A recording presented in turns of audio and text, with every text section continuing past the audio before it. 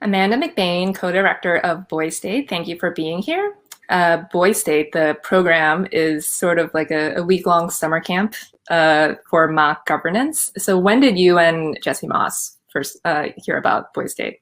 We started this project in 2017 when, like a lot of people, we were post-Trump getting elected, trying to make sense of how we'd gotten to this place of such deep political division in our country. And that's around when Jesse, my co-director, read about Texas Boy State in the Washington Post, because that year the legislature at Texas Boy State had voted to secede from the union.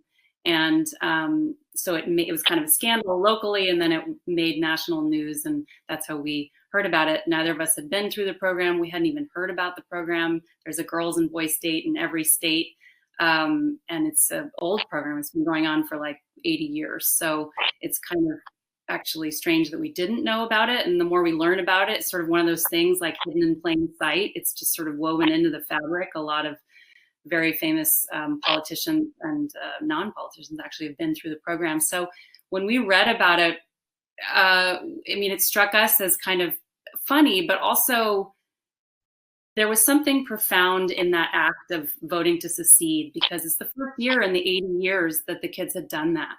And there was something interesting also to us about a space where they brought together people who had very different politics, put them in a room together, asked them to talk about politics, and then build a government from scratch themselves. And we thought, okay, that's a space we want to explore, and possibly a very interesting space to kind of think through some of these challenges of, the big questions of representative democracy or elections, or the stuff we wanted to be thinking about, but sometimes the news is so hard to take, we kind of don't think it through. And this was one of those spaces we thought, okay, this might have potential.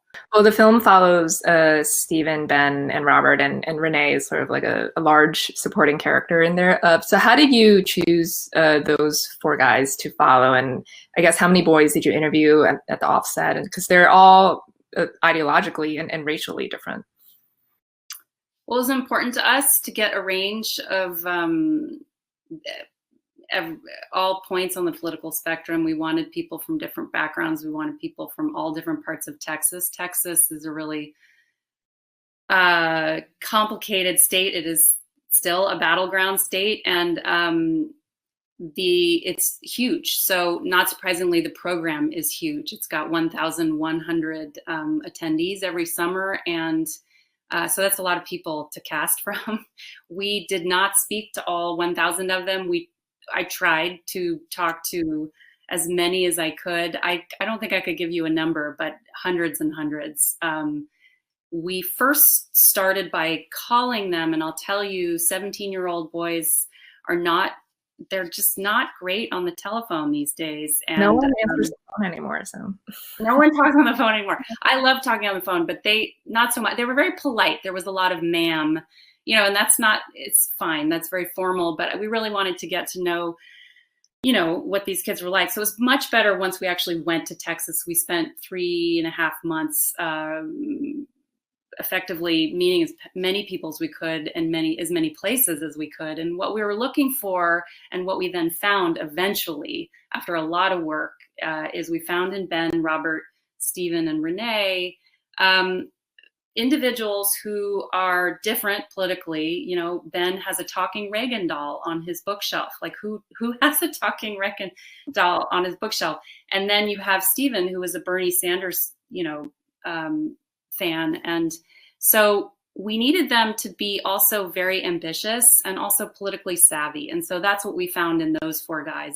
They're all very knowledgeable about history and also passionate about our country, and also just sort of game to go. And we needed people we thought were going to do well once the program got started, because once it gets going, it's very fast and it's very competitive. And we were hoping that the people we followed would do well in the program enough to us be able to have that story of following, someone beginning, middle, and end in this potential race for governor.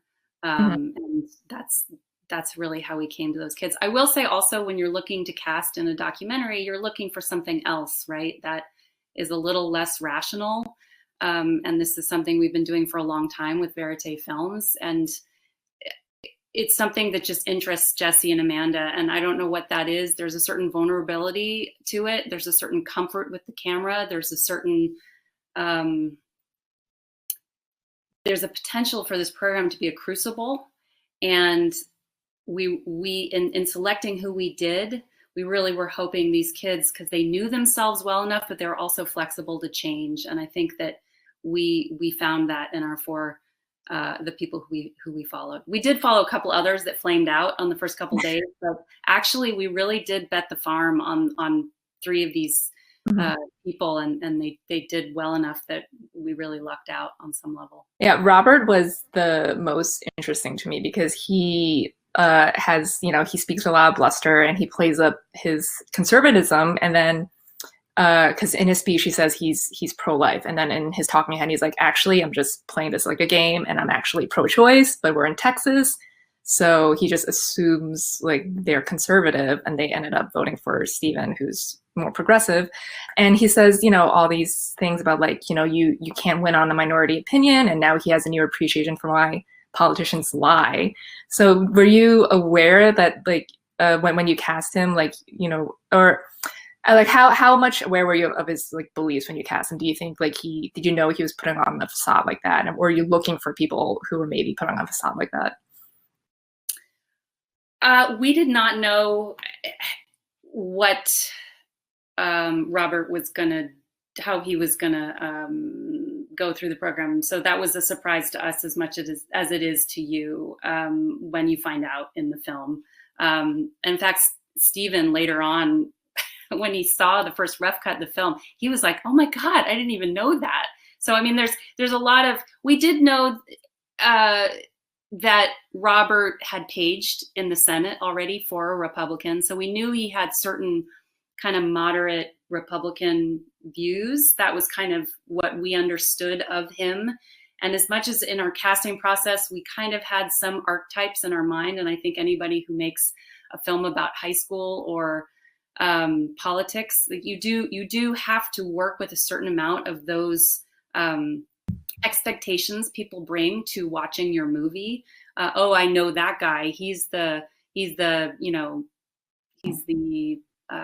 quarterback. He's the jock. He's going to do this and this and this. And then the joy, I think, in the kind of filmmaking we do, but also what happened in this film, is that those people then kind of subvert your expectations at almost every turn. So of course he ends up being more complicated. And actually I find the sort of moral awakening he goes through in our film kind of extraordinary, not only in its surprise, but also in how deeply it changed him, really, from walking into that program with a really cynical sense of politics, having viewed it personally as a page in the Senate. He had a lot of stories about how much kind of contempt there was in that space and how cynical he felt about that. And then going through this program really and seeing Stephen and his journey and that kind of North Star, it really revived in him a kind of hope that I felt also in watching Stephen's story. What do you think, like you said, this film is like a microcosm of the real world, and it's a great prism through which we could look at political division. But what do you think it says about this next generation of potential leaders? There's a certain amount of hope in the sense that you watch people like Renee and Stephen. We knew they were brilliant, but you never know how this majority white, majority conservative group is going to react to them. And I think the great joy is seeing how these two can kind of summon people's better selves, because that's what politics at its best can do, right? I do think there's no silver bullet in the sense of like, I don't think this generation is going to save us all. I think that part of what I've experienced this year in sharing this film with so many different people is kind of the intergenerational conversation it's provoked between everybody who's 11 years old, even some people younger, to people who were activists through the 60s, and kind of what is democracy? What are the problems? What are the intractable problems? What happens in this sort of tribalist space? We're really entrenched at this point. We see that in the election results. And what next? I think one thing that generation does have that is special and different from what my generation experienced is so many years of hyperpolarization have gone by, and this sort of fighting between the two parties that has resulted in an abdication of leadership in certain really important existential crises like climate crisis, gun violence, systemic racism. These are problems that do not get as much attention and sort of action as they need because we're so busy in this face-off. That is something they all are very powerfully feeling, and also they're all very activated. You see in so much activism that it's being run by people who are in high school and in college, and that's really exciting and makes me in that way very excited for our future. I will say we also saw a lot of really kind of really intense behavior at Boise State that is, a good counter to that hopeful feeling. They're still teenage boys, so there's still a lot of stuff. There's a lot of not listening. Mm-hmm. Well, finally, there's Girl State. Do you have any plans on making a Girl State, and which state would you think about going to? We are doing that pre-production right now, and it's not going to be in Texas, I'll tell you that. We are interested in a couple states that some are, the oldest states in the country, and some are less old. We haven't really decided which one because they're all a little different, which is partly because the states and the political dynamic in those states is different, but also because some of the programs are smaller. Some have a Supreme Court, for instance. It'd be interesting to have an all-female Supreme Court to film with. They're all a little different, so we'll see. I also don't know if the programs are going to happen next June, so that's the unknown. But that's okay. We'll get there. We'll get it done. I mean, I'll be fascinated. One of the great sort of unexpected, I should have imagined this, but in filming at Boise State, we had a real window into boyhood, and I'm very excited to kind of get that window into girlhood. Someday, though, I really hope these programs become people. Yeah. I mean, that has to happen. And, it's an old-fashioned program. It's working to move forward, but it has some work to do.